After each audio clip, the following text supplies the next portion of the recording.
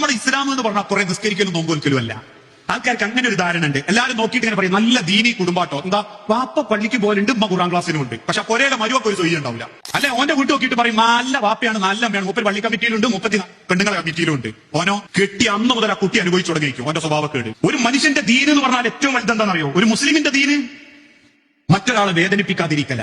ഒരു മുസ്ലിമിന്റെ ദീന് എന്ന് പറഞ്ഞാൽ അവൻ കാരണം മറ്റൊരാളെ വേദനിക്കാതിരിക്കലും വേദനിപ്പിക്കപ്പെട്ടവന്റെ മനസ്സിന്റെ പ്രാർത്ഥന അവന്റെ നേരെ വരാതിരിക്കലും അതീന്. അൽ മുസ്ലിമു മൻ സലിമൽ മുസ്ലിമൂന മിൻ ലിസാനിഹി വയദിഹി. അല്ലാഹുവിന്റെ ഹബീബ് നബി തങ്ങൾ വെറുതെ പറഞ്ഞല്ല. ഒരു മുസ്ലിം എന്ന് പറഞ്ഞാൽ മൻ സലിമൽ മുസ്ലിമൂന, മറ്റൊരു മുസ്ലിമിന്റെ അടുത്ത് രക്ഷപ്പെട്ടോനാ. അവന്റെ നാവുമെന്നും അവന്റെ കൈമെന്നും രക്ഷപ്പെട്ടോനാ.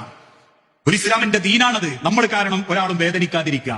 ഞാൻ പറയാറുണ്ട്, ചില പള്ളിയിലൊക്കെ മയ്യത്തസ്കാരത്തിന് ആളുകൂടുന്ന കണ്ടിട്ട് ചില ആൾക്കാർ പോരിശ പറയും, എമ്മാതിരി മയ്യത്തസ്കാരം. മമ്പാട് അങ്ങനെ ഒരു നിസ്കാരം മുമ്പൊന്നും ഉണ്ടായിട്ടില്ല കേട്ടോ.